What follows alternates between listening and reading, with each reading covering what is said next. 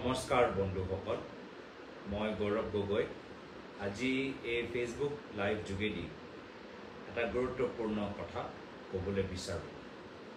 অহা 7 তাৰিখে 7 ছেপ্টেম্বৰ মই এটা জুম কল কৰিবলৈ বিচাৰোঁ অসমৰ নৱ প্ৰজন্মৰ যুৱক যুৱতীসকলৰ লগত। উদ্দেশ্য হ'ল যে আজিৰ তাৰিখত যি ধৰণৰ অৰ্থনৈতিক সমস্যা আছে, এই সময়ত আমাৰ শিক্ষিত যুৱক যুৱতীসকলে হস্তক্ষেপ পাওঁতে যথেষ্ট কষ্ট অনুভৱ কৰে। আৰু যি ধৰণৰ সংস্থাপন আমি বিচাৰোঁ, আমি তেনেধৰণৰ পৰিৱেশ অসমৰ ভিতৰত আমি দেখা নাপাওঁ, যাৰ ফলত নিশ্চয় কিছুমান যুৱক যুৱতীসকল হতাশ হয়, বাহিৰলৈ যাবলৈ চেষ্টা কৰে, বা তেওঁলোকে এই সপোন, নিজৰ ভৱিষ্যতলৈ যে সপোন তেওঁলোকে দেখিছে, এই সপোনটো তেওঁলোকে বাদ দিয়ে। এই সমস্যা মাত্ৰ অসমলৈ সীমিত নহয়, গোটেই ভাৰতৰ ভিতৰত বিভিন্ন ৰাজ্যত আমি দেখা পাইছোঁ। কেনেদৰে হাৰিয়ানা, গুজৰাটৰ যুৱক যুৱতীসকল এতিয়া ৰাছিয়ালৈ যাবলৈ আৰম্ভ কৰিছে, ইজৰাইলত যাবলৈ আৰম্ভ কৰিছে, য'ত বৰ্তমান সময়ত যুদ্ধ চলি আছে।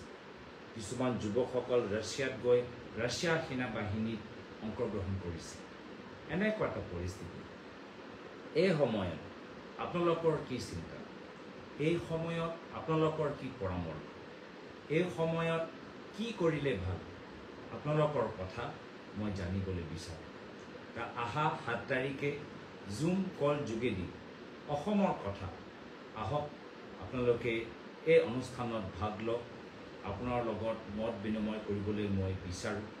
আৰু যি প্ৰক্ৰিয়া, সেই প্ৰক্ৰিয়াটো আমাৰ এই ফেচবুক লাইভৰ যদি কমেণ্ট ছেকশ্যনত চায় বা যদি ওপৰত চায়, তাত গোটেই এই প্ৰক্ৰিয়াটো লিখা আছে।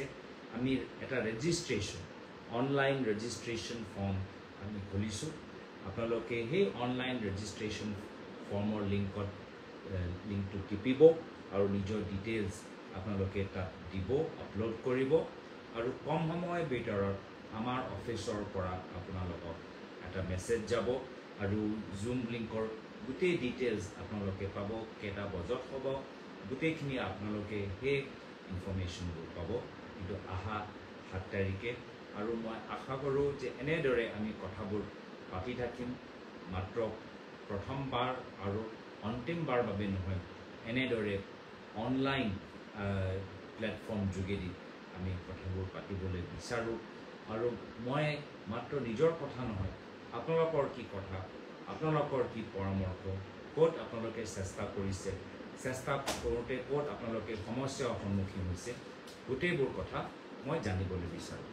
মই এইখিনিয়ে কথা আজি আপোনালোকৰ সন্মুখত মই প্ৰকাশ কৰিলোঁ। আৰু এই ফেচবুক লাইভত আপোনালোকে যে যোগদান কৰিলে, তাৰ বাবে মই চবকে ধন্যবাদ জ্ঞাপন কৰিছোঁ। ধন্যবাদ, আৰু আশা কৰোঁ আপোনালোকৰ দিন মংগল হ'ব। ধন্যবাদ।